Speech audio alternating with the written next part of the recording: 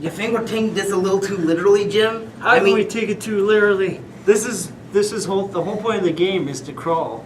Yeah, but dungeon crawl, but not like actual crawling. We don't have a dungeon, so this is all that we've got. Fair point. So anyways, welcome everyone to Crawl. to us crawling. To Crawl. LGO 200B. So B for bonus game is Crawl. And yes. So Nick, what do you try to take the chair with me? Nick, what do you think of this game? And this is a really fun variation of the roguelike genre, where instead of you exploring a dungeon by yourself, it regenerates every time, like whenever you start a new game or whenever you die. Instead, it's more akin to a party game, basically. 4-player multiplayer. A very dark party game. As you try to explore the dungeons, and your friends or computer players will try to screw you over. Yeah. By possessing monsters, traps, treasure chests, you name it. They can even possess the boss of the game, which is also different every time you play.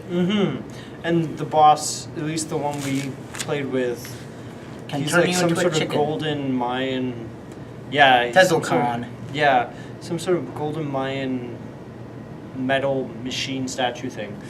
So that you can possess each arm and legs, and they sort of whack out. And even possess the head that can shoot a beam that can turn people into chickens. Yeah, but I mean, you can also possess traps. You can possess enemies. But you're pretty much a spirit when you've died. If you were a human character and started as a human character. But I mean, the basis of the game is you get stuck in the dungeon. You have to get out by your killing humanity. The other killing player the monster. AI.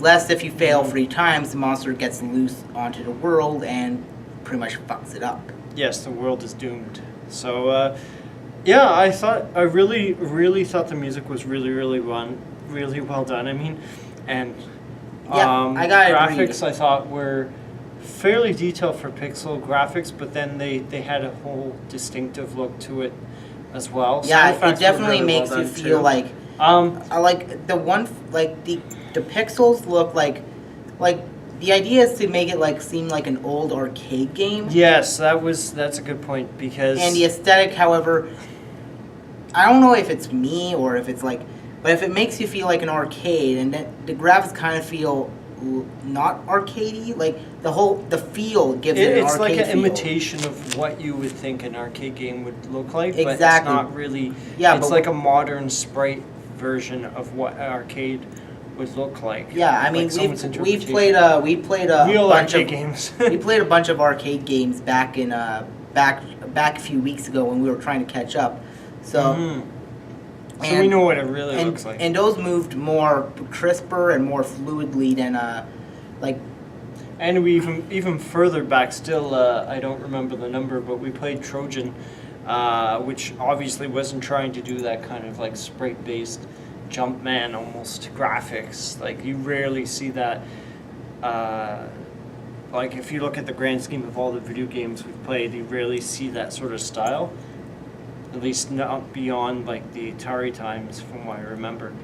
So it's more of like a throwback to like, we know, it's like a wink almost, like we know that, we're being so retro that it's almost unretro. Yeah. I guess that is a good way to look at things. But as you said, they sort of have insert coin at the beginning. Yeah. Now it's interesting because like most arcade games don't have you play for like 5 or 10 minutes to learn the controls. So that's sort of different from what an arcade would actually do, because that would just be so time consuming. Yeah, or the fact that you can turn it off, but or the fact that the game actually lasts for longer than 5-10 minutes. Like we played a single session. It's trying to just we played a single session of this game, and that lasted about 35 or so minutes. Yeah, we recorded for what I saw 38 minutes. Now, that's with all this being said. It's very unique in all. I don't think we've played a lot of roguelites, have we? You played a lot on your personal like. Yep, I played a lot to know exactly what kind of game we were getting into. In fact, I've even seen played it before. I'm actually surprised because this game has actually been used at, some, I'm not going to name drop which con, but it's been actually used as a game at a con as like a playable game, and to me it does not strike me as a con game. I'm very surprised that it was chosen because one, it's gory, it could be potentially scary for kids, so it's a very, very weird choice for a con. And meanwhile, I've played this at a pub. I'm not going to name which one, but it's pretty easy to find because there's like about like 2 or 3 of them now. Downtown already. So just pick a random one and chances are you'll find a Steam box with it on it. It doesn't strike me as like it's a multiplayer game, but it doesn't strike me as one you would play, in my opinion at least, like in public, because it's very dark, and it's not, in my opinion, suitable for all ages. I would definitely seeing that blood and like just the dark, deep voice, and it's not really scary, but I can see how it could be scary for someone that's younger than me. Like I kind of agree with you, but we are in a day and age where a majority player base of Call of Duty are kids. So yeah, and all the competitive Smash Brothers players are all like adults. Yeah, like 20-somethings or like late teens. So really, I can. Like, if this was back in the day when we actually gave a crap for the ESRB rating, this would have been a major concern for us. I think nowadays, it was really gory, like there's blood, but it's more like cartoonish. It wasn't like Hatred where the blood, or Mortal Kombat where the blood and violence aren't. And bones. Like, there's a difference between like Sub-Zero ripping out someone's heart, freezing it, and shattering it. Screaming. And what happens in like a guy rips out his heart and puts it in the altar. Yeah, but anyways, I don't know how long this is because I think this video is starting to get kind of long. Yeah, so I say we should probably do our final verdicts. Well, what I was trying to say was I thought the concept was really cool and unique, and I really like looking at the graphics without having played this game before. I thought, hey, it looks really cool, but once I played it in action, I started to like it more. Like initially, I didn't have to admit I didn't like the actual gameplay. I didn't really find it fun. And then I thought, okay, we upgraded the characters, and I saw a bit more of the game. I thought, hey, this is a little bit cooler. I'm still pressing the wrong button because I mapped it wrong. But I just felt like I had reached like the peak fun levels. I know how like this game's getting like ridiculously high percentages on Steam of like approval ratings, but to me I found it was a little bit fun, but for me, I don't know if it's just me or how they've got it set up, it wasn't as much fun as I thought it would be once I finally have played it for almost an hour. That's me though. Well, that was sort of my personal thoughts on it. All right, well, we'll just go back to where you were, and we'll just... So anyways, I found that this game is pretty fun to get into. Most roguelikes tend to depend the length of a session in a roguelike, which is when you start a new game and play through that entire game. It depends entirely on our player's skill level. If you're really good at a game, you can play for almost an hour. But if you're not so good, or you're just messing around, you'll last like 5 minutes. And but with this game, there's actually a sort of fixed time gestation limit because with roguelikes, because with this game actually, when your character dies, you're merely just reduced to a spirit, and that spirit can try to possess people. And the end game isn't so much as to go as far as you can or beat, but more or less beat the boss of the dungeon, and you only have like 3 tries to do it. Yeah, so there is like not only that, but there's also a length of the experience. There's also a skill gate, which is like you have to be level 10 to confront the boss.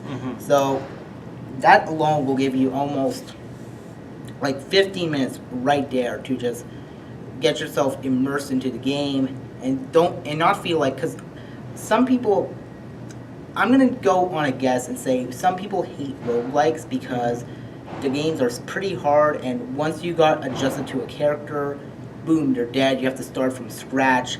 Then you have to. But with this game, it gives you enough time to get used to your character, to the point where you know how the game works. So when you start a new game of Crawl, even though your character is going to be different, you can pick what character you want to play as. Even though your character will be different, you know how to play it. Yeah, and I found like as I played a little bit more, I did enjoy it a bit more. I thought it was a bit more fun. And with on that topic, I was going to jump in because I forgot to mention it before. I found with two people, it's like a lot of like, again with like Smash, and to use the example, I find Smash is more fun once you go from 2 to 3 to 4 or up, maybe, depending on what you're trying to, your end goal is. But yeah, that's what I found. And same with GoldenEye, like one-on-one GoldenEye, yeah, but 3 or 4 GoldenEye is like, woo! But I'm not sure, to be honest, I'm not sure if this game would really get, like, on the fun meter with 25%. Yeah, I don't think it would jump to, like, 90% or something. I can see it being more fun, but I'm not sure if it would be like Bomberman, where it's like, you reach maximum intensity. My rule of thumb is that any game is fun with the more the merrier. Some games might actually end up not being as fun, but I think in my past experiences, the more is the merrier. Yeah. I don't know. I think it's one of those acquired things. I think it's one of those games where you have to have an acquired taste. Yeah, I think you either really love this game, or you're very passionate about it, or you're just like, eh. And unfortunately, I'm closer to the other side where I'm just like, I can appreciate it, but to me, it's not blowing my pants off or whatever. It's not my personal opinion on this blowing me away. Yeah, and this could be because you might not be as big of a fan of roguelikes as I am. Me, on the opposite scale, I love roguelikes because of their infinite replay value and basically it's a fair difficulty. Like when you lose in this game, when you lose in a roguelike, it doesn't feel like when you lose in like Sonic 06 or when you lose in, say, a Mario Bros. Game. Like it's that fair level of difficulty. So and this being a multiplayer roguelike, something that we have never seen before. This game is perfect to play in a pub. This game is perfect to play on a guy's night out. This game is simply perfect. So, I recommend you guys pick up Crawl if you are, and this is a big if you're a fan of multiplayer games, roguelikes, party games, pub games, or any of the above, or all of the above. Yeah, I sort of agree that it could, again, I think that it could be a great multiplayer game, but to me it feels like a niche party game. Like it's very in my niche. opinion. It doesn't seem more like Smash to me. It wasn't designed to cater to everyone. I think it really was catered to people that at least had a mild to moderate interest in roguelikes. Yeah, I don't see it. And as I said, that's why I find it surprising that it was chosen as a con game, because it just, to me, it doesn't strike me as being a con game or like a game that will draw people to your con. So I was surprised out of my video game sensibilities that they chose it as a con game. But no, as I said, it's well done. I think, give it an 8 or whatever out of 10. But I'm gonna give it definitely 2 thumbs up. Yeah. But that's only because I'm a roguelike fan. If you're not like a roguelike aficionado, then it's just a thumb up. But if you like roguelikes, this is 2 thumbs up. All right. Well, that's fair enough. Are you ready to roll on out of here? Yep. Let's crawl out of here. Or crawl. Again, I think we're taking this way too literally. No, we aren't. All right, guys. Keep on gaming. Adios. Bye.